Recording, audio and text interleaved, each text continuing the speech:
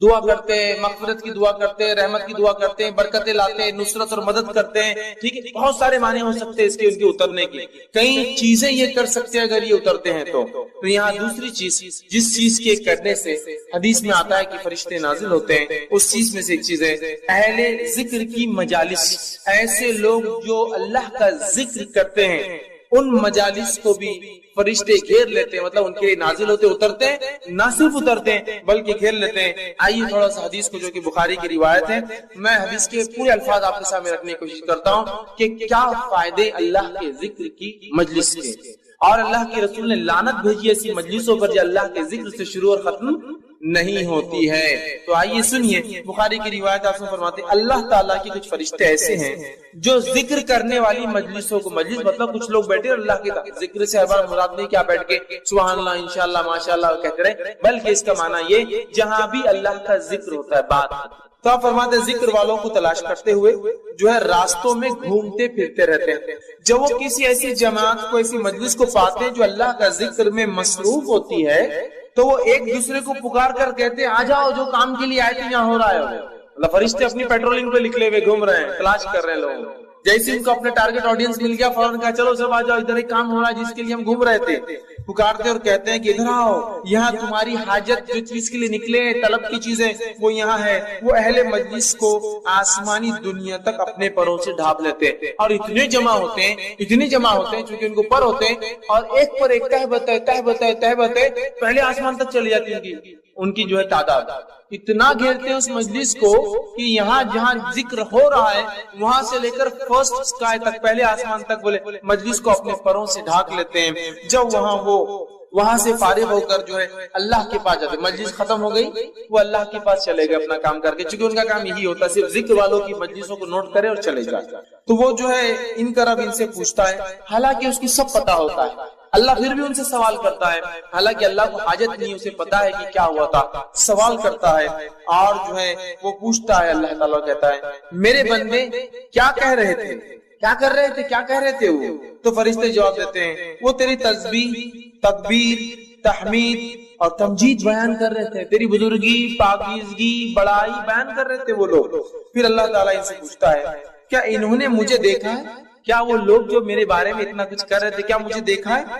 فرشتے کہتے اللہ کی قسم انہوں نے تجھے نہیں دیکھا. اللہ تیری قسم تجھے دیکھا نہیں انہوں نے، پھر بھی کرتے ہیں دیکھا ہے. اللہ تعالیٰ فرماتا ہے اگر وہ مجھے دیکھ لے تو ان کا کیا حال ہوگا؟ پھر جب بغیر دیکھے وہ یہ سب کر رہے تھے اپنی مجلسوں میں، تو اے فرشتوں اگر مجھے دیکھ لے تو کیا ہوگا؟ تو فرشتے جواب دیتے ہیں، فرماتے ہیں فرشتے عرض کرتے ہیں اگر وہ تجھے دیکھ لے تو تیری اس سے بھی زیادہ عبادت کرنے لگیں گے. اگر دیکھ لے، جب نہیں دیکھا تو اتنی کر رہے تھے، اللہ اگر دیکھ لے تو بہت کریں گے.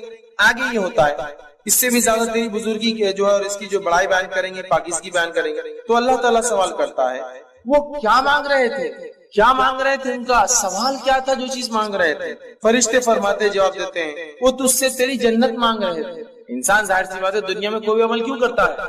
جنت کا متلاشی طلبگار ہوتا ہے. تو وہ تجھ سے تیری جنت مانگ رہے تھے. اللہ تعالیٰ فرماتا ہے اور کہتا ہے کیا انہوں نے میری جنت دیکھی ہے جو مانگ رہے تھے اس سے؟ تو فرشتے کہتے ہیں اللہ تیری قسم انہوں نے جنت دیکھی نہیں ہے. اللہ فرماتے ہیں اگر دیکھ لے تو وہ کہتے ہیں اگر وہ جنت دیکھ لے تو کیا ہی حال ہوگا ان کا، مطلب اور بڑھ چڑھ کے کریں گے. اگر ایک انسان کو یہ کہا جائے کہ یہ ملیں گا 10ویں پاس ہو جاؤ تو گاڑی دلائیں گے، گاڑی آئی نہیں آتی ابھی، تو خوشی کی لہر دوڑ اٹھتی. تو اللہ پوچھتا ہے کیا جنت دیکھی ہے کیا انہوں نے؟ تو وہ فرشتے کہتے ہیں اللہ تیری قسم جنت نہیں دیکھی. تو اللہ پوچھتا ہے اگر دیکھ لے تو کیا حال ہوگا ان لوگوں کا؟ تو وہ جو ہے اسے اگر دیکھ لے تو اس کے لیے ان کی حرص طلب اور شدید ہو جائیں گے. اللہ اگر تو دکھا دے تو بہت شدت سے وہ اعمال کریں گے جس اعمال کی وجہ سے تو جنت دیتا. بہت شدید طلب ان کی بڑھ جائیں گی اور اس میں ان کی رغبت اور زیادہ ہو جائیں گی. اللہ تعالیٰ پوچھتا ہے وہ کس چیز سے پناہ مانگ رہے تھے؟ چلو مانگ تو جنت رہتے لیکن کس چیز سے میری پناہ چاہتے تھے؟ تو فرشتے کہتے ہیں عرض کرتے ہیں وہ جہنم کی آنکھ سے تیری پناہ مانگ رہے تھے اللہ. تو اللہ تعالیٰ سوال کرتا کیا انہوں نے جہنم کو دیکھا ہے؟ تو فرشتے جواب دیتے ہیں فرماتے ہیں عرض کرتے ہیں تیری قسم اللہ انہوں نے جہنم کو ابھی دیکھا نہیں ہے. اللہ تعالیٰ فرماتا اگر دیکھ لے تو کیا حال ہوگا؟ تو فرشتے کہتے ہیں اگر دیکھ لے تو اس سے کئی زیادہ اور بھاگیں گے اور دوڑیں گے، عمل کریں گے. تو جنت بھی دیکھیں گے تو بھاگیں گے، جہنم بھی دیکھیں گے تو نیکی کی طرف بھاگیں گے، گناہوں کو مطلب چھوڑ دیں گے، دوڑیں گے. فرمایا اللہ تعالیٰ بھی فرماتا ہے بس میں تمہیں اس بات کا گواہ وٹنس بناتا. اب تم نے یہ سب کہہ دیا، رپورٹ دے دی، تو بس میں اب تمہیں اس بات کا گواہ بناتا ہوں کہ میں نے ان تمام کو جو اس مجلس میں بیٹھے ہیں بخش دیا، مغفرت. تاسم فرماتے ہیں جو فرشتوں کا اللہ یہ کہتا ہے، اس مجلس میں سے، فرشتوں کی مجلس میں، گروپ میں سے ایک کہتا ہے، ایک فرشتہ سوال کرتا ہے اللہ آپ سب کو بخش دے رہے ہیں، تو سب کو معاف کر دے رہا ہے مجلس میں. حالانکہ اس مجلس میں کچھ ایسے بندے تھے جو ایسا جا رہے تھے، جاتے جاتے 2 منٹ آ کر بیٹھ گئے، مطلب تھوڑی دیر آ کر بیٹھ گئے. ان کی نیت بھی نہیں تھی، ان کا کوئی انٹینٹ، نیت بھی نہیں تھی کہ اس مجلس میں خاص آئے، اس کے لیے سفر کرے، بس ایسے گزر رہے تھے. کسی نے دیکھا مجلس چل رہی ہے، آئے مجلس میں بیٹھے، کچھ باتیں مجلس میں سن لی، ٹھیک ہے. تو اللہ رب العزت جواب دیتا ہے اس فرشتے کو جو سوال کرتا ہے، ایک تو نیت سے نہیں آیا تھا، بس یوں بیٹھ کر چلا گیا اور تو نے تو سب کو معاف کر دیا ساری مجلس میں. تو اللہ تعالیٰ جواب دیتا ہے اور فرماتا ہے یہ اللہ کو یاد کرنے والے ہم نشین ہیں کہ ان کے ساتھ بیٹھنے والے بھی محروم نہیں رہتے. اللہ کی مجلس، اس کا ذکر، اس کی بات اتنی اہم ہے کہ اللہ رب العزت فرماتا ہے ان میں خالی چلتے ہوئے بغیر نیت کے بیٹھنے والا بھی محروم نہیں رہتا ہے. اس لیے علماء لکھتے ہیں اچھے لوگوں کی صحبت بڑی اہم چیز ہے. یہاں اچھے اور نیک لوگ جمع تھے، جس میں ایک انسان یوں ہی چلتے چلتے آ کر بیٹھ گیا تو اپنی مغفرت کروا کر نکل گیا وہاں سے. نیک لوگوں کی صحبت معمولی چیز نہیں ہے، ہمیں چاہیے کہ ہم نیک لوگوں کی صحبت اختیار کریں، اس لیے کہ صحبت بہت اثر انداز چیز ہوتی ہے. بہرحال تو اللہ کے ذکر کرنے والی مجلسوں کو فرشتے کے لیے نازل ہوتے ہیں. تیسری چیز، قرآن پڑھتے وقت جو ہے سکینت لے کر فرشتے اترتے ہیں. تیسرا کام جسے کرنے سے فرشتے اترتے ہیں وہ کیا ہے؟ قرآن کا جو ہے، قرآن کی تلاوت. صحیح مسلم کی روایت ہے، نبی اکرم صلی اللہ علیہ وسلم فرماتے اور کہتے ہیں ایک شخص سورہ کہف پڑھ رہا تھا اور اس کے یہاں جو ہے 2 لمبی رسیوں سے اس نے اپنا گھوڑا باندھ رکھا تھا. سو اس پر ایک بدلی آنے لگی. وہ جب سورہ کہف پڑھنے لگا تو ایک بدلی بادل آنے لگی اور وہ گھومنے لگی، مطلب وہ بادل جو ہے گھومنے لگی، وہ بدلی جو تھی گھومنے لگی اور قریب آنے لگی. جیسے جیسے وہ پڑھ رہا تھا ویسے ویسے قریب آ رہی تھی. اس کا گھوڑا اس کو دیکھ کر بدکنے لگا، ڈرنے لگا یہ کیا ہو رہا ہے. پھر جب صبح ہوئی تو وہ نبی اکرم صلی اللہ علیہ وسلم کے پاس آیا اور ذکر کیا اللہ کے رسول ایسا ایسا ہوا. تو آپ نے فرمایا یہ جو تسکین ہے جو قرآن کی برکت سے اتر رہی تھی، اور ایک روایت میں وہ فرشتے تھے جو سکینت کو لے کر تجھ پر اتر رہے تھے. تو قرآن کی تلاوت اور بالخصوص سورہ کہف کی تلاوت کرنے سے سکینت اترتی ہے، اور سکینت کو جو لاتے ہیں وہ ہوتے ہیں فرشتے. تو اگر کوئی انسان تلاوت قرآن کرتا ہے تو سکینت طاری ہوتی ہے. اللہ ہم پر رحم کرے. ہمارے گھروں میں تو قرآن کبھی کبھار کھلتا ہے. اگر پوچھا جائے، میں آپ سے بدگمانی نہیں کر رہا ہوں لیکن ایک عام سوال، عام بات کہہ رہا ہوں، کسی سے پوچھا ہے آخری بار قرآن کب پڑھے تھے، تو دادا کا انتقال ہوا تھا تو تب نکلا تھا. اب کب ہوگا؟ تو اب انتظار کر رہے ہیں، کوئی اور جائیں گا تو پڑھ دیں گے. پھر اس کے لیے یہی حالت. آخری بار کا انتقال ہوا تھا نہیں، اس کے علاوہ وہ جب گھر بنائے تھے نیا جب پڑھ لیے تھے، اس کے بعد جب نئی دکان بنی، مطلب یاد بھی تو صدیوں سالوں کا رہتا. 10 سال پہلے دکان کھلی تو جب پڑھے تھے، پھر دادی مارے یا دادا مارے تب پڑھے تھے، پھر نئے گھر بنا تو تب پڑھے تھے. گویا قرآن صرف رسم کے طور پر رہ گیا. یا پھر خوب جھگڑا ہو جائے اپنے طرف، اپنے حق کی بات ہو تو پھر قرآن پڑھ لیتے تھے، وہ قرآن میں لکھا ہوا ہے. اپنے خلاف ہو تو پھر نہیں، وہ سب ٹھیک نہیں، جو چل رہا ہے اس کو ماننا پڑے گا. تو قرآن سے آج دوری ہے. صرف قرآن پڑھنے والے کے لیے اگر سکینت اور فرشتے اترتے ہیں تو پڑھ کر عمل کر کے اس کو دوسروں تک پہنچانے والوں کے لیے کیا کیا نہیں ہوتا ہوں. اگر سٹارٹنگ میں یہ حال ہے تو جب شروعات اس درجے کی ہے تو خاتمہ کس انداز کا ہوگا، یہ اندازہ لگا لیجیے. اسی طرح فرشتے جن لوگوں کے لیے اترتے ہیں ان میں سے ایک ہے مسجد میں قرآن پڑھنے اور پڑھانے والوں پر فرشتے نازل ہوتے ہیں. ایک تو قرآن پڑھنا عام، مسجد میں پڑھنا مطلب مسجد ایسی جگہ ہے جہاں اللہ کا ذکر کرنا چاہیے اور قرآن اس میں سب سے افضل ہے، یاد رکھیے بہت افضل. تو لہٰذا مسجد میں اگر قرآن پڑھے اور پڑھائے، پڑھنے اور پڑھانے والوں کے لیے فرشتے نازل ہوتے ہیں. ابو ہریرہ رضی اللہ عنہ حدیث کے راوی فرماتے اور کہتے ہیں، یہ صحیح مسلم کی روایت ہے، جو شخص میرا حدیث لمبی ہے، اس کا خالی وہ ٹکڑا رکھتا ہوں. جب لوگ اللہ تعالیٰ کی کتاب پڑھنے اور پڑھانے کے لیے اللہ تعالیٰ کے گھروں میں سے کسی گھر میں جمع ہوتے ہیں تو ان پر اللہ تعالیٰ کی رحمت اترتی ہے جو انہیں ڈھانپ لیتی ہے. فرشتے انہیں گھیر لیتے ہیں اور اللہ تعالیٰ فرشتوں میں ان کا ذکر کرتا ہے. تو جب مسجد میں قرآن پڑھا جاتا ہے تو نتیجہ یہ نکلتا ہے کہ اس کے نتیجے میں فرشتے نازل ہوتے ہیں تو قرآن پڑھا جا رہا ہے، اور جو ہے اس کو گھیر لیتے ہیں اور اللہ تعالیٰ فرشتوں میں ان لوگوں کا ذکر کرتا ہے جو مسجد میں قرآن پڑھتے یا دوسروں کو پڑھاتے ہیں. ٹھیک ہے، تو ہمیں معمول بنانا چاہیے کہ اللہ کے گھروں میں اللہ کی کتاب پڑھی جائے، اور بالخصوص کہ ہم لوگ عربی زبان نہیں جانتے، اس کا ضرور اہتمام ہو کہ ہمارے مسجدوں یا گھروں میں جب قرآن پڑھا جائے تو ترجمہ بھی ساتھ پڑھا جائے، اور ہو سکے تو ایک قدم اور آگے بڑھ کے تفسیر بھی ضرور پڑھی جائے. اس میں کھلے طور سے کہتا ہوں جو بہتر لگتا ہے پڑھیے آپ کے نزدیک. میں کوئی نام بھی نہیں لیتا ہوں، بس اللہ کی کتاب کو کھولیے، چونکہ اللہ کی کتاب کی خصوصیت ہے. علامہ ابن تیمیہ رحمہ اللہ فرماتے ہیں کہ جب کوئی شخص قرآن کی غلط تفسیر کرتا ہے تو اگلی آیتیں فوراً اس کو رد کر دیتی ہیں. اس لیے ہمارا ایمان اور عقیدہ ہے کوئی اس کی غلط نہیں کر سکتا جب بھی پکڑا جاتا ہے، اور کہیں نہ کہیں لوگ نکل کر پھر صحیح چیز کی طرف آتے ہیں. میں کہتا ہوں پڑھیے تو صحیح، عادت تو ڈالیے نا تم کون سی جماعت کے بل کون سا پڑھنا، ارے جو تم کو پسند ہے بھیا، میں بولتا بھی نہیں ہوں. شروعات تو کرو، پڑھو تو صحیح. نماز پڑھو تو کوئی یہ نہیں بول سکتا نماز پڑھو کا معنی ایکسرسائز کرو، نماز ہی بولیں گے نا. شروع تو ہو، لگو تو صحیح اس کتاب سے، تعلق تو جوڑو، حق کی طرف پہنچ جاؤں گے. لیکن حالت یہ ہے کہ کتاب کھلتی ہی صدیوں میں ہے. کسی گھر میں جا کے کہہ دیا ذرا قرآن لاؤ، بولتا رہے قرآن لاؤ، بولے تو سیڑھی لاؤ. آپ بولتے قرآن لاؤ، بول رہے مطلب سیڑھی، وہ اوپر رکھا ہوا رہتا نا، وہ وہاں تو سیڑھی لگتی ہے اس کے لیے، وہ تو لیڈر کے بغیر اوپر چڑھ بھی نہیں سکتے. ٹھیک ہے سیڑھی لا کے اس کو پورا وہ آپ کے ایئر کلینر سے پورا صاف کرنا پڑتا چونکہ صدیوں کی دھول ہے. پھر وہ نکل کر آتا اور پھر پڑھا جاتا، پھر تعریف بھی ہوتی ہے ہمارے شگڑ دادا نے لائے تھے تب کا ہے.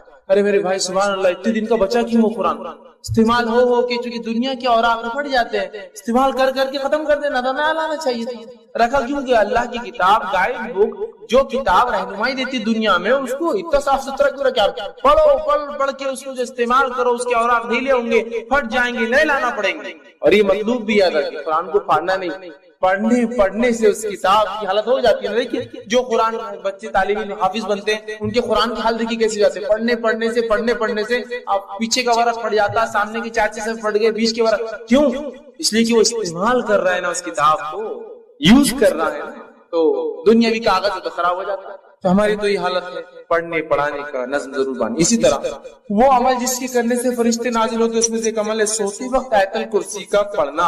اس سے فرشتے نازل ہوتے ہیں، اور اتنا سادہ، اتنا آسان، اتنا چھوٹا عمل ہے آیت الکرسی. 10 جملے اس میں، صرف آیت تو ایک ہی ہے لیکن جملے 10 ہے. 10 جملے ایک آیت، وہ بھی نہیں ہوتا سوتے وقت، ہے نا. اور ویسے بھی بہت سارے لوگوں کو ذکر کا موقع کہاں ملتا ہے، ٹی وی دیکھتے آنکھ بند ہوتی، ٹی وی چالو ہے، آوازیں چالو ہے، جب تک آواز آئی نیند بھی نہیں آتی. سائیکولوجیکل ڈسٹرب ہو گئے اس کو دیکھ کر، اطمینان کھو بیٹھے ہیں، شور کے اندر نیند آتی. تو پھر وہ دیکھتے ہیں سوری کام اللہ کا ذکر اور کیا ہے آیت الکرسی پڑھا کیجئے. صحیح بخاری کی روایت ہے، ابو ہریرہ رضی اللہ عنہ فرماتے ہیں، حدیث بہت لمبی ہے، اتنا وقت نہیں کیونکہ بہت طویل حدیث ہے، آپ سب جانتے بھی اس روایت کو. ابو ہریرہ رضی اللہ عنہ فرماتے ہیں میں جو ہے زکات کی کھجوروں پر مجھے تعینات کیا گیا تھا. رات میں ایک شخص آیا اور زکات کی کھجوریں جس جگہ بھر کر رکھی گئی تھی اس کنٹینر کو پکڑ کر چرانے لگا. میں نے جا کر پکڑا اور کہا کہ اب صبح اللہ کے رسول صلی اللہ علیہ وسلم کے پاس لے جاؤں گا. کھجور چرا رہے تھے، زکات کا مال چرا رہے تھے. تو کہا نہیں میرے بیوی بچے بہت بھوکے، میں کل نہیں آؤں گا، تم چھوڑ دو. کہا ٹھیک ہے اب کل نہیں آنا. چھوڑ دیتے چونکہ رحم کھا کر کہ یار بیچارہ بھوکے بچے بھی. چل ٹھیک. صبح اٹھتے ہیں فجر میں کہتے اللہ رسول کر رہا تھا، ایک آدمی آیا تھا کھجور چرا رہا تھا. آپ نے کہا کیا ہوا؟ تو کہا وہ بولا بیوی بچے بھوکے تو میں نے لے جانے دیا. تو کہا ابو ہریرہ آج پھر آئیں گا. اللہ رسول نے تو کہا لیکن کہ نہیں آئیں گا، لیکن کہا آج آئیں گا. ابو ہریرہ رضی اللہ عنہ فرماتے اب تو میں مستعد تھا چونکہ آپ نے بول دیے تھے اب آئیں گا تو بس آنے ہی والا. میں کھڑا تھا اور آیا وہ پھر چرا تھا. پھر میں نے پکڑا تھا آج تو گیا، اب تو لے جاؤں گا آپ کے سامنے اور صبح ذلیل کروں گا، چوری کر رہا تھا. تو کہا نہیں میرے بھی بچے بھوکے تھے، میں پریشان تھا، اب کل نہیں آؤں. یہ وعدہ کہا ٹھیک ہے چلے جائے، رحم کھا لیا۔ تیسرے دن پھر یہ ہوا، دوسرے دن آپ کے پاس فجر میں ملے، آپ نے فرمایا کیا ہوا رات؟ تو اللہ کے رسول صلی اللہ علیہ وسلم آپ نے کہا تھا وہ آیا اور میں بالکل تعینات تھا، پھر کہاں ہے؟ تو کہا میں نے چھوڑ دیا رحم کھا کر۔ کیوں؟ بولے وہ اس کی بیوی بچے بھوکے تھے، پھر میرے سے بڑی آہو بکا کرنے لگا، گزارش ہے چھوڑ دو۔ کہا ابو ہریرہ آج پھر آئیں گا؟ کہا آج پھر تو کہاں جانے گا؟ تو ابو ہریرہ فرماتے ہیں میں نے سوچ لیا کہ آج تو اس کو نہیں چھوڑوں گا، گیا آج۔ تیسرے دن پھر آیا، پکڑا، کہا آج کوئی ریکویسٹ نہیں، کوئی گزارش نہیں، کوئی بات نہیں چلنے والی، 2 دن سے تم آ رہے ہو۔ تیسرے دن آیا، کہا اب نہیں، تو کہا آج چھوڑ دو، اب نہیں آؤں گا، میں ایک بات تمہیں ایک کلمہ سکھا دیتا ہوں، اگر اس کلمے کو پڑھ لو تو فرشتہ ایک آسمان سے نازل ہوتا ہے جو رات بھر فجر تک تمہاری حفاظت کرتا ہے اور شیاطین تم سے دور بھاگ جاتے ہیں۔ کہا کیا ہے؟ تو کہا سوتے وقت جو ہے آیت الکرسی پڑھ لینا۔ صبح ہوئی، فجر کی نماز پڑھی، نبی اکرم صلی اللہ علیہ وسلم ملاقات ہوئی، کہا ہریرہ تمہارے خیری کا کیا ہوا، آیا تھا؟ تو کہا آج بھی آیا تھا۔ کہا کہاں ہے؟ تو کہا میں نے آج بھی چھوڑ دیا اس کو۔ کہا کیوں؟ تو کہا اس نے ایک کلمہ مجھے سکھا دیا جس کلمے کے بارے میں اس نے یہ کہا کہ اس کو پڑھنے سے رات بھر ایک فرشتہ اترتا ہے، نازل ہو کے حفاظت کرتا ہے، میں نے چھوڑ دیا۔ تو کہا ابو ہریرہ یہ بات اس نے سچ کہی ہے، اور تم جانتے وہ کون تھا؟ تو کہا اللہ اس کے رسول زیادہ جانتے ہیں، مجھے تو نہیں پتا۔ کہا وہ شیطان تھا، وہ ہمیشہ جھوٹ بولتا ہے لیکن یہ بات اس نے سچی بولی ہے، یہ بات یہ سچ بولا اس نے، باقی وہ جھوٹا ہے، بہت بڑا شیطان تھا۔ تو دیکھیے آپ، شیطان دور ہو جاتا ہے آیت الکرسی پڑھنے سے، فرشتہ رات بھر حفاظت کرتا ہے۔ اب لوگ پریشان ہیں حفاظت کے لیے، مال کی، دولت کی، ہے نا، بہت ساری چیزوں کی، آیت الکرسی پڑھی ہے، بہت سیدھے اور سادے اصول دیے گئے۔ میں سمجھتا ہوں فرشتوں کی سیکیورٹی اور ان کا نازل ہونا، اس سے بڑی کوئی سیکیورٹی نہیں ہو سکتی، سمجھ رہے آپ؟ ان کا آ جانا، کسی کے لیے تعینات ہو جانا، اس سے بڑا کچھ نہیں ہو سکتا۔ لیکن اب مسئلہ یہ ہم لوگوں کا کہ بات سمجھ میں نہیں آتی۔ اب ایک سین تصور کیجیے کہ سمجھ لیجیے ایک شخص آپ کے سامنے آ رہا ہے اور اس کے پیچھے 2 پولیس والے چلتے ہوئے آ رہے ہیں، ملنے کی ہمت کرتے آپ، بہت بھاری آ رہی ہے، تو پولیس ساتھ چل رہی ہے، اس کو تو کوئی آدمی لگا سکتا کہ پولیس والے ساتھ رہتے ہیں، سادے پولیس والے۔ اب پولیس والے جن کے پاس بندوقیں لگی ہوئی ہو، اس کا تو مقام بڑھ گیا نا، اسٹین گنس ہو اور بڑھ گئے، AK-47 لے کے اس کے پیچھے جا رہے، اور بڑھ گئے پولیس سے ہٹ کر ٹوپی صرف بدل جائے، ٹوپی کے بدلے کالا کپڑا ہو تو بہت خطرناک آدمی دکھ رہے، اتنی بڑی سیکورٹی، ٹوپی نہیں سر پہ، وہ سر پہ کفن باندھا ہوئی آدمی اس کے ساتھ گھوم رہا۔ کمانڈوز جو ہوتے ہیں وہ کفن باندھے ہیں نا، ان کا یہ مقصد ہے کہ اب جان بھی جائے تو کوئی مسئلہ نہیں، ٹوپی نہیں تو مطلب بہت بڑا آدمی دکھ رہا ہے، سمجھے نا، اندازہ ہوتا ہے۔ اب اندازہ لگائیے فرشتہ کھڑا ہے آپ کی رات بھر، اللہ تعالیٰ کی ایک مخلوق جس کی طاقت، حیت، کیفیت، توانائی ایسی ہے کہ یہ روایت میں آتا ہے کہ ایک فرشتہ جو خبر میں قرآن جو نہیں پڑھتا تھا اس کو جو سزا دینے پر متعین رہے گا، وہ ایک گز لوہے کا اٹھائیں گا سلاخ اور اٹھا کے دم ماریں گا ایک آدمی پہ جس نے قرآن نہیں پڑھا تھا دنیا میں، خبر میں اتنے زور سے وہ آدمی چلائیں گا اور اس کا سر ریزہ ریزہ بن کے ہوا میں اڑ جائے گا کہ تمام مخلوق زمین و آسمان کی سوا جن اور انس کو چھوڑ کر اس کی چیخ کو سنیں گی۔ تو آپ نے کہا کہ وہ فرشتے کے بارے میں معلوم ہے تمہیں، وہ گز جو مارتا ہے وہ گز کا ویٹ کیا ہے؟ ہوا نے کہا نہیں، ہم کو نہیں پتا کیسے مارتا ہوں گا ویٹ۔ تو کہا وہ ایک گز اگر اٹھا کر دنیا کے سب سے بڑے پہاڑ پر ماری جائے تو پہاڑ کو پاؤڈر میں تبدیل کر دے گا، ذرات، اتنا ویٹڈ اور اتنا خطرناک وہ پنچ ہوتا ہے، ٹھیک ہے، وہ پڑیں گے گز، اور اس گز کو پہلے سے لے کر آخری انسان اور پہلے سے لے کر آخری جن سب بھی مل جائے تو اس کو ہلا بھی نہیں سکتے جگہ سے، اتنا ہیوی گز صرف ایک فرشتہ اٹھاتا ہے۔ طاقت بتا رہا ہوں کتنی ہوتی ہے، فرشتے سارے انسان اور جن بھی مل جائے تو وہ گز کو موو نہیں کر سکتے جگہ سے، جو وہ اٹھا کر ماریں گا اس کو قیامت تک۔ قرآن نہیں پڑھنے والے کا میں نے اس لیے کہا نا، دنیا میں بیڑا غرق، خبر میں بیڑا غرق، آخرت میں بیڑا غرق۔ اور بہت سے لوگ قرآن سے بڑی عجیب دشمنی پال رکھی ہے، ایسی عجیب دشمنی کہ قرآن پڑھنے کے بدلے کاٹے کھڑے ہوتے ہیں ان کے آنکھ، اور شیطان کے بدلے اعوذ باللہ من الشیطان پڑھے تو یہ بھاگ جاتا نکل، بھاگنا تو شیطان چاہیے نا، اعوذ باللہ، یہ بھاگ جاتا نکل کے، قرآن پڑھے تو گمراہ ہو جاتے باہر۔ ارے میں قرآن پڑھنے تو گمراہ ہو جاتے، دیکھو کتنے لوگ گمراہ ہو قرآن پڑھ کے، انہوں کیسی باتیں کر رہے، انہوں کیسی کر رہے، اپن نے کچھ پڑھے نہیں، اللہ کچھ پوچھنے والا نہیں اپنے سے، حالات یہ ہے ہم پڑھتے نہیں، اللہ پوچھے گا بھی نہیں ہم سے، اللہ رحم کرے۔ یہاں دیکھیے آیت الکرسی پڑھ رہے ایک فرشتہ، حفاظت، سیکورٹی کے لیے، اس سے بڑی کیا بات سکتی ہے؟ آئیے وہ عمل جس کے کرنے سے فرشتے نازل میں، ایک عمل یہ ہے کہ ایک بابرکت رات ہوتی ہے، اس رات میں فرشتے نازل ہوتے ہیں، اور وہ رات کو کہا جاتا ہے شب قدر، لیلۃ القدر، جو کہ آج بھی ہو سکتی ہے۔ ایک 21 گزر چکی وہ بھی ہو سکتی تھی، اور آنے والی اور 3 راتیں باقی وہ بھی ہو سکتی، 25 27 اور 29 بھی ہو سکتی۔ شب قدر میں فرشتے اترتے ہیں جس کی گواہی اللہ رب العزت نے اپنی کتاب کے سورہ قدر سورہ نمبر 97 آیت جو ہے اس پورے سورے کو آپ پڑھیے، اللہ نے فرمایا اِنَّا أَنزَلْنَاهُ فِي لَيْلَةِ الْقَدْرِ، ہم نے قرآن کو لیلۃ القدر میں نازل کیا۔ وما ادراک ما لیلۃ القدر، اور مسلمانوں کیا چیز ہے جو تمہیں سمجھائے لیلۃ القدر کیا ہے؟ لیلۃ القدر خیر من الف شہر، بس تمہاری عقلوں کو اتنی بات تو ضرور سمجھ میں آ جائیں گے اور اتنا کافی ہے تمہاری سمجھ کے لیے، 1000 مہینوں سے افضل یہ رات ہے۔ تنزل الملائکۃ والروح، اور اترتے ہیں اس رات فرشتے اور جبرائیل، یاد رکھیے، اور جبرائیل علیہ السلام کا ایک نام کیا ہے معلوم آپ کو؟ روح۔ جبرائیل علیہ السلام کا ایک نام یاد رکھیے، وہ روح ہے، یاد رکھیے، نہیں تو آپ بولیں گے تنزل الملائکۃ والروح، اور ایک صاحب کو تفسیر کرنے لگے۔ اترتے ہیں اس رات فرشتے اور بڈھے اور بڑوں کی روحیں، ملائکہ الگ ہے نا اور روح الگ ہے، تو پھر صحیح بات ہے نا۔ یاد رکھیے یہاں روح سے مراد جبرائیل علیہ السلام ہے، روح الامین بھی ان کا ایک نام ہے، جبرائیل بھی ان کا ایک نام ہے، جبریل بھی ان کا ایک نام ہے، ٹھیک ہے؟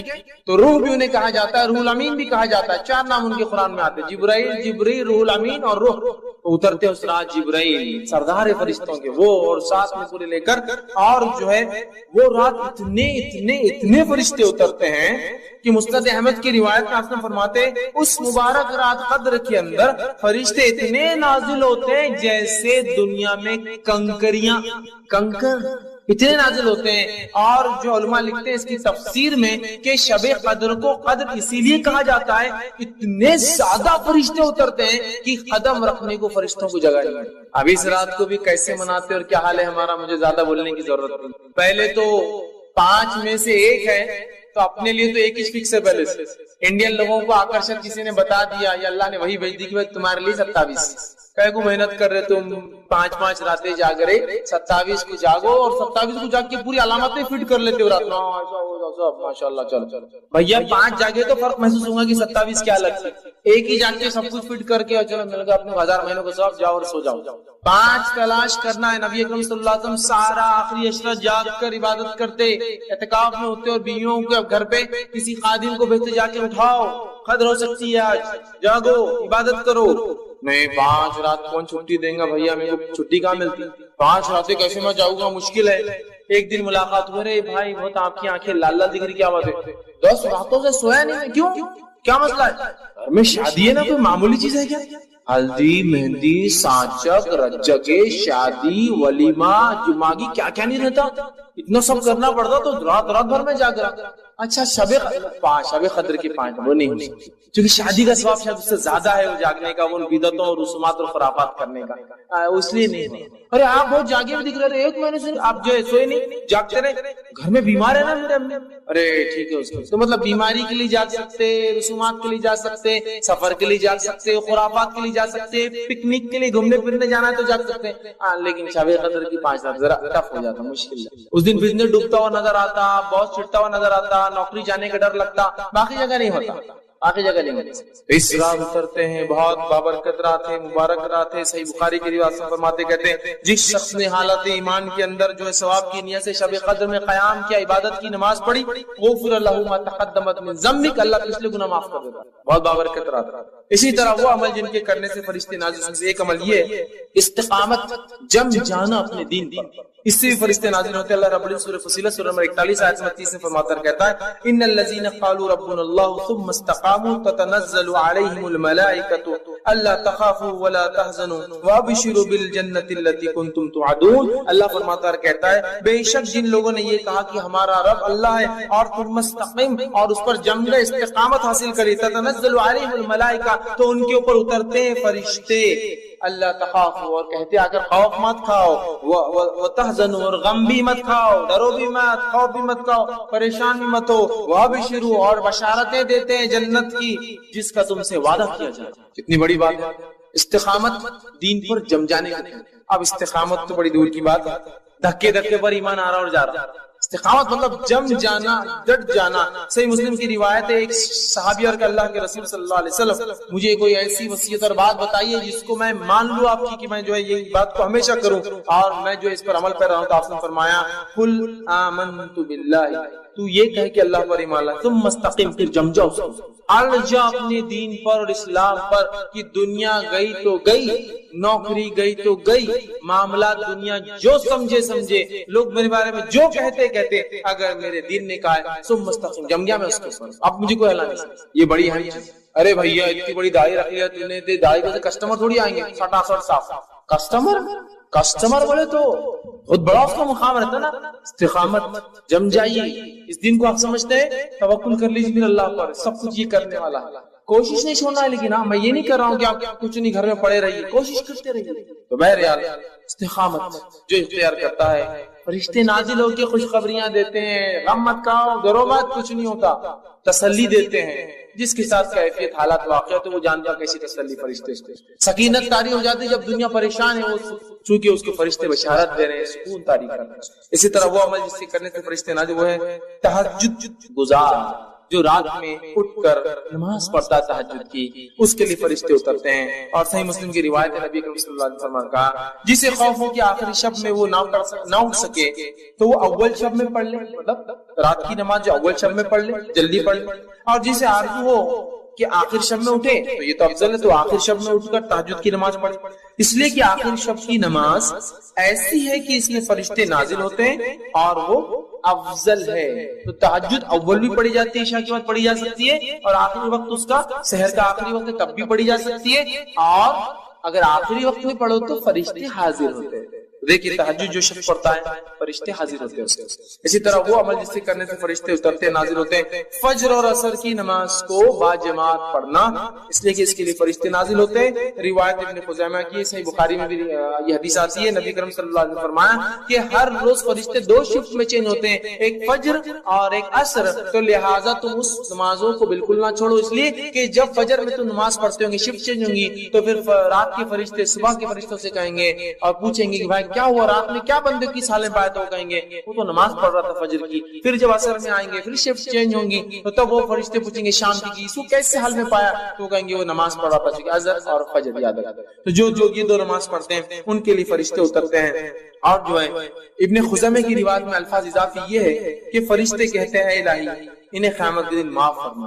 جو لوگ فجر اور عصر کی پڑھتے ہیں فرشتے ان کے لیے کیا کہتے ہیں؟ اللہ ان کو معاف کر دے۔ اسی طرح وہ عمل جس سے کرنے سے فرشتے نازل ہوتے اس میں عمل ہے جمعہ میں اول وقت میں مسجد میں پہنچنا، اس عمل سے فرشتے نازل ہوتے۔ جمعہ کے دن اول وقت سب سے پہلے مسجد میں آنا، صحیح بخاری کی روایت ہے، نبی اکرم صلی اللہ علیہ وسلم فرماتے ہیں کہ جمعہ کے دن جو ہے فرشتے مسجد کے دروازوں پر کھڑے ہو جاتے ہیں، مطلب اتر جاتے ہیں اور کھڑے ہو جاتے ہیں، اور ہر داخلہ کرنے والے کا نام رجسٹر کرتے لکھتے رہتے ہیں، یہ آیا یہ آیا۔ اور جو سب سے پہلی صف میں آتا ہے اس کو اونٹ قربان کرنے کا ثواب، صدقہ کرنے کا، جو دوسری صف میں آتا ہے اس کو جو ہے بیل قربان کرنے کا ثواب، جو تیسری صف میں آتا ہے اس کو بھیڑ بکری قربان کرنے کا ثواب، جو چوتھی صف میں بیٹھتا ہے اس کو مرغی صدقہ کرنے کا ثواب، جو پانچویں صف میں آتا ہے اس کو انڈا صدقہ کرنے کا ثواب۔ پھر جب خطیب خطبہ دینا شروع کر دیتا ہے تو فرشتے لکھنا چھوڑ کر خطیب کا خطبہ سننے کے لیے آ جاتے ہیں۔ تو گویا جمعہ کے دن فرشتے نازل ہوتے ہیں، جمعہ کی نماز کو اول صفوں میں آنے والوں کے لیے کھڑے ہوتے ہیں، خطیب کی خطبہ شروع ہونے تک لکھتے رہتے ہیں، خطبہ شروع ہونے کے بعد لکھنا بند کر کے آگے وہ کر لیتے ہیں۔ تو اپنے نام کو ہر جمعہ ضرور رجسٹرڈ کروائے، ہے نا، بولتے ہیں نا اپنا نام ضرور لکھوائے، یہ آفس میں ضرور اندراج کروائے، برتھ سرٹیفکیٹ ڈیتھ سرٹیفکیٹ ضرور بنائے۔ تو میں کہوں ہر جمعہ ضرور جلدی آ کے نام اندراج کروائے۔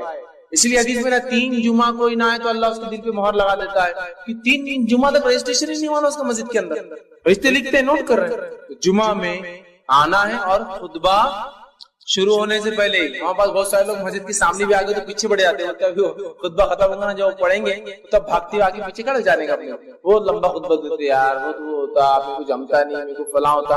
خطبہ خطیب نے شروع کیا منبر پہ، فرشتوں نے نام لکھنا بند کر دیا۔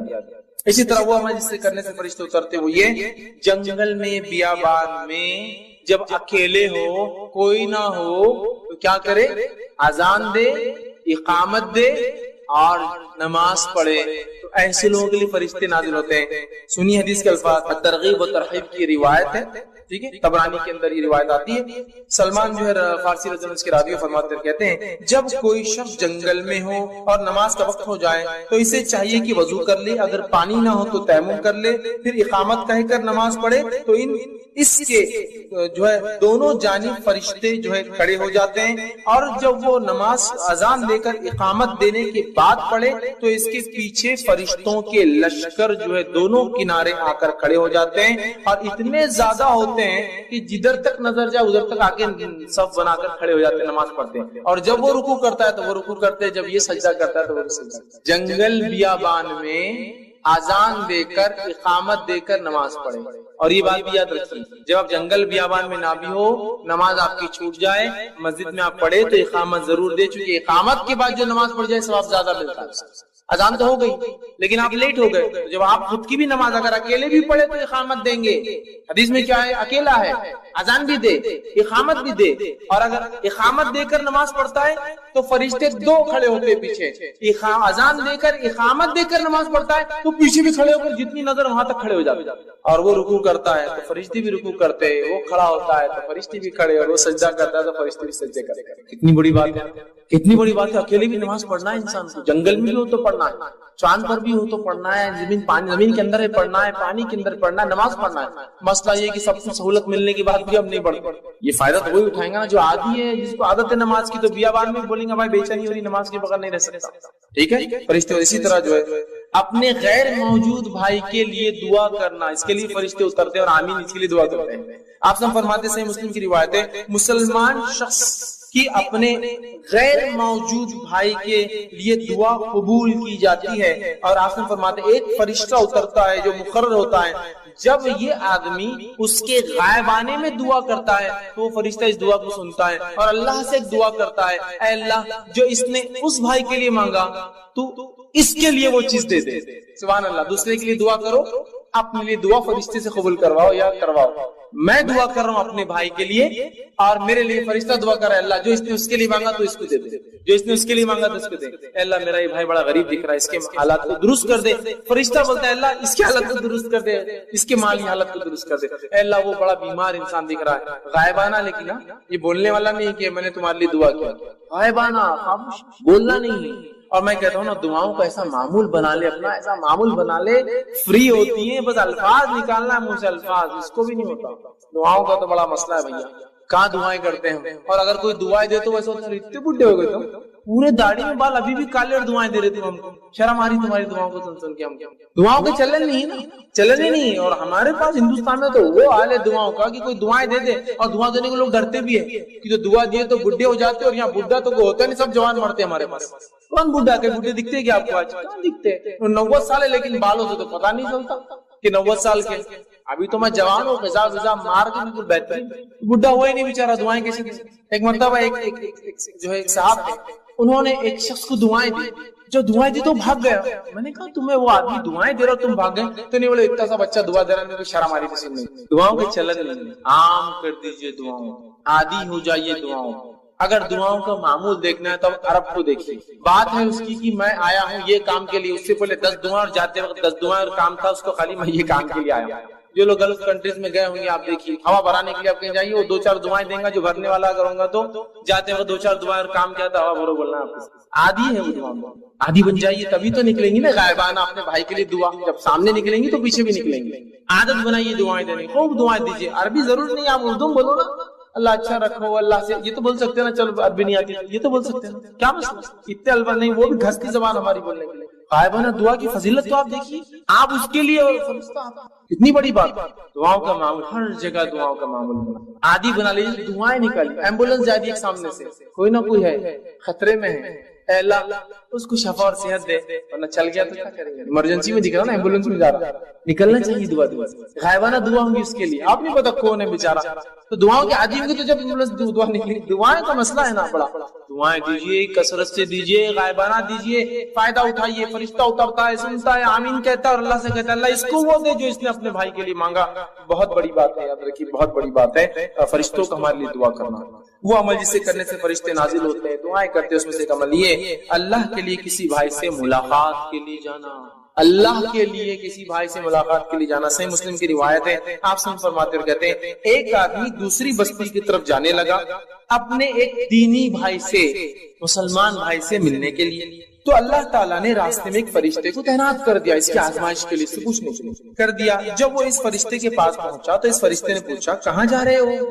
تو اس شخص نے کہا میں اس بستی میں اپنے بھائی سے ملنے کے لیے جا رہا ہوں. فرشتے نے پوچھا کیا تو نے اس پر کوئی احسان کیا ہے جس کی وجہ سے تو وہاں جا رہا ہے؟ جیسا کچھ لینا ہے اس سے کوئی احسان, پیسے دیا ہوا تو ادھار واپس لینے جا رہا, کچھ کرنے احسان کیا ہے؟ تو اس پر کوئی احسان کیا ہے جسے تو بڑھانا چاہتا ہے یا لینا چاہتا ہے؟ کہا نہیں, بس میں اتنی سی بات کے لیے جا رہا ہوں کہ اللہ تعالیٰ مجھ سے راضی ہو جائے, اس خاطر کیونکہ میں اس سے اللہ سے محبت کرتا ہوں اور میرا رب مجھ سے راضی ہو جائے بول کر میں اپنے اس بھائی سے ملاقات کے لیے جا رہا ہوں. اس کا رشتہ دار نہیں, دینی بھائی ہے, ملاقات کے لیے جا رہا ہوں. جس طرح تو نے رضا کی خاطر, فرشتے نے جواب دیا, جس طرح تو نے رضا کی خاطر اپنے بھائی سے تو محبت کی خاطر جاتا ہے, تو وہ فرشتہ دعا دیتا ہے اور کہتا ہے کہ محبت کی ہے اس لیے تو جا رہا ہے اپنے بھائی سے, اللہ تعالیٰ بھی تجھ سے محبت فرماتا ہے, تجھ سے محبت کرتا ہے. فرشتہ نازل ہوا اس شخص کے لیے جو اپنے بھائی سے صرف اللہ کے لیے ملنا ہے نا. تو یہ بھی معمول بنائیے اپنے دوست, رشتہ دار تو اور زیادہ حقدار ہے, لیکن ایسے لوگ جو دینی اعتبار سے ہے ملاقات کیجیے ان سے جا کر, یہ بڑا افضل عمل ہے. اللہ کی فرشتے نازل ہوتے ایسے لوگوں کے لیے, دعائیں کرتے اور اللہ محبت کرنا شروع کر دیتا ہے. ٹھیک ہے, اسی طرح جو ہے وہ شخص جس کے لیے فرشتے نازل ہوتے ہیں ان میں سے ایک ہے لوگ اس سے رشتہ توڑے اور وہ ان سے رشتہ جوڑے رکھے. لوگ اس سے رشتہ توڑے اور وہ ان سے رشتہ جوڑے رکھے, ایسے لوگوں کے لیے بھی فرشتے نازل ہوتے ہیں. صحیح مسلم کی روایت ابو ہریرہ رضی اللہ عنہ فرماتے کہتے ہیں کہ اللہ کے رسول صلی اللہ علیہ وسلم نے کہا کہ آپ کے پاس ایک شخص آیا اور اس نے کہا اللہ کے رسول میرے کچھ رشتہ دار ہیں کہ میں ان سے تعلق جوڑتا ہوں اور مجھ سے تعلق توڑتے ہیں, میں ان سے حسن سلوک کرتا ہوں وہ میرے ساتھ برا سلوک کرتے ہیں, میں ان کے ساتھ تحمل اور بردباری مطلب معاف کرتا ہوں, درگزر کرتا ہوں, ظاہر کرتا ہوں اور وہ میرے ساتھ نادانی سے پیش آتے ہیں. آپ نے فرمایا اگر ایسا ہی ہے جیسا تو بتا رہا ہے کہ وہ ایسا کرتے ہیں تیرے ساتھ, تیری اس کی بات کہتا ہے, تو گویا ان کے منہ میں تو راکھ ڈالتا ہے, گرم راکھ. تیرا یہ اتنا اچھا عمل ان کے منہ میں تو انگار ڈال رہا ہے اس عمل کی وجہ سے, مطلب وہ توڑتے تو نہیں توڑتا. پھر فرمایا ان کے مقابلے میں تیرے ساتھ ہمیشہ اللہ کی طرف سے ایک مددگار رہے گا جب تک تو اس عمل پہ باقی ہے. کب تک ایک مددگار اللہ کی طرف سے تیرے ساتھ رہے گا؟ جب تک وہ رشتہ توڑے اور تو جوڑتے رہے, ایک فرشتہ تیرے ساتھ ہمیشہ مددگار بن کر رہے گا. سیکورٹی فرشتہ ہے آپ کے ساتھ, بڑی اہم بات ہے, بہت اہم چیز یاد رکھیں. علی بن ابی طالب رضی اللہ عنہ کے اوپر کہا گیا کہ آپ خلیفہ ہیں, پروٹیکشن لے لیجیے, حفاظت کے لیے کچھ لوگ رکھتے ہیں. تو کہا اللہ نے فرشتے تعینات کر رکھے ہیں, جب تک وہ رہیں گے کوئی مجھے نقصان نہیں پہنچا سکتا, جب اللہ انہیں حکم ہٹنے کا دے دے گا تو کوئی مجھے بچا نہیں سکتا, تو کوئی زیادہ فائدہ ہونے والا نہیں. حفاظت دستے رکھ کر کتنی اہم بات ہے, یہ بڑی اہم بات ہے. اسی طرح مریض کی عیادت کو جانے سے فرشتے نازل ہوتے ہیں. مریض کی عیادت, بیمار. مسند احمد کی روایت ہے جو آپ سے فرماتے ہیں جب کوئی مسلمان دن کے کسی گھڑی میں اپنے بھائی کی عیادت کرے تو اللہ تعالیٰ کے 70,000 فرشتے اللہ بھیجتا ہے. کتنے فرشتے بھیجتا ہے؟ 70,000 70,000 فرشتے بھیجتا ہے. اور وہ فرشتے اگر دن میں جاتا ہے تو شام تک دعائیں مغفرت کرتے ہیں, اور اگر شام میں جاتا ہے تو صبح تک دعائیں مغفرت کرتے ہیں. کس شخص کے لیے؟ جو بیمار کی عیادت کرنے جاتا ہے. اللہ تعالیٰ اس کی ہمیں توفیق دے. بیمار کی عیادت محال ہوتا ہے ہمارے میں, لوگ زندگیاں مر جا رہے ہیں, عیادت کرنے سے پہلے گزر بھی جا رہے ہیں, لیکن وقت جائیے 70,000 فرشتے اترتے ہیں اور اس پورے دن دعائیں کرتے اللہ اس کی مغفرت کر, اس کو بخش دے, اس کو معاف کر دے, اس کے گناہ معاف, اور صبح سے شام تک, اور شام میں گیا تو صبح تک. سمجھ رہے آپ؟ اور کچھ صحابہ کا تو یہ معمول تھا اگر شام ہونے لگتی, مطلب ابھی دن کا آخری وقت ہوتا, تو عیادت کو نہیں جاتے, بولتے رک جاؤ شام ہونے کے بعد جائیں گے تاکہ صبح تک مغفرت کی دعا کریں گے نا فرشتے.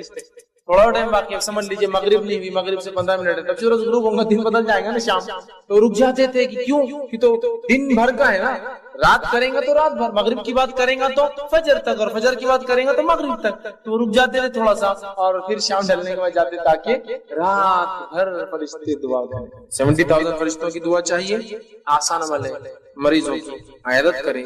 لوگ اپنے دین کی دعوت و تبلیغ اس کام کے ذریعے کر رہے ہیں. بڑا اہم عمل ہے, چھوٹا سا عمل ہے, بڑا اہم عمل ہے. اس لیے کہ جب بیمار انسان ہوتا ہے نا وہ کسی کی بھی کوئی بھی بات میں آ جاتا ہے. بیمار کو آپ نے یہ کر دیا وہ کر لیتا, یہاں خرچ کیجیے کر لیتا, یہ دے دیجیے دے دیتا, وہ کھا لو کھا لو, کیونکہ اس کو شفا چاہیے, اس کو بیماری سے نجات چاہیے نا. ایسے موقع پر اگر حق والے لوگ نہیں جائیں گے تو پھر کون جاتے, باطل چلے جاتے, کچھ بھی سنا دیتے, کوئی بھی طریقہ بتا دیتے, پھر آپ بولتے رہے وہ ایسا کر رہا ہے وہ غلط ہے, تو بھائی آپ جا کے بتاؤ نا. بیماری ایک موقع ایسا ہوتا ہے, لوگ سنتے ہیں, جانا چاہیے, ٹھیک ہے. اسی طرح جو وہ عمل جس سے کرنے سے فرشتے نازل ہوتے وہ یہ, ایک شخص تھے جو بہت نیک و سعادت مند تھے, ان کے جنازے میں جو ہے فرشتے شامل ہوئے, بہت نیک انسان تھے, اور جو ہے یہ روایت جو ہے سنن ابو داؤد کی ہے, لیکن حدیث کے اندر وہ کون صحابی تھے ان کا کوئی تفصیلات تذکرہ نہیں ہے, لیکن ایک نیک انسان تھے. نبی اکرم صلی اللہ علیہ وسلم کے جنازے میں پیدل چلنے لگے, صحابہ نے کہا اللہ کے رسول سواری بھی چلیے نا, آپ تھک جائیں گے. آپ نے کہا نہیں. پھر واپس آنے لگے تو پھر کہا اللہ کے رسول صلی اللہ علیہ وسلم سواری پہ چلیے نا, تھک جائیں گے. اس سے پتہ چلا بوڑھا انسان یا بیمار انسان سواری پر بھی قبرستان جا سکتا ہے. پھر جب آئے تو کہا اللہ کے رسول آپ نے آج ہماری سواری نہیں لی, ہم تو چاہ رہے تھے کہ آپ سواری پہ جانا سواری پہ جانا. تو آپ نے فرمایا کہ اس جنازے کے ساتھ فرشتے چل رہے تھے تو مجھے درست نہیں لگا کہ میں سواری پہ چلوں جبکہ فرشتے پیدل چل رہے تھے اس جنازے. تو نیک لوگوں کے جنازے میں فرشتے بھی شامل ہوتے. نبی اکرم صلی اللہ علیہ وسلم, لیکن وہ کون صحابی تھے ان کی کوئی تفصیلات حدیث نہیں, ٹھیک ہے. تو نیک لوگوں کے جنازے میں فرشتے بھی شامل ہوتے ہیں. اسی طرح جو ہے نبی اکرم صلی اللہ علیہ وسلم پہ درود بھیجنے سے بھی فرشتے نازل ہوتے ہیں. درود, اور خاص طور سے درود کب بھیجنا چاہیے, اور بالخصوص درود سے مراد درود ابراہیم سب سے افضل ہے. یہ جمعہ کے دن تو خاص کثرت سے بھیجنا چاہیے, زیادہ تر زیادہ.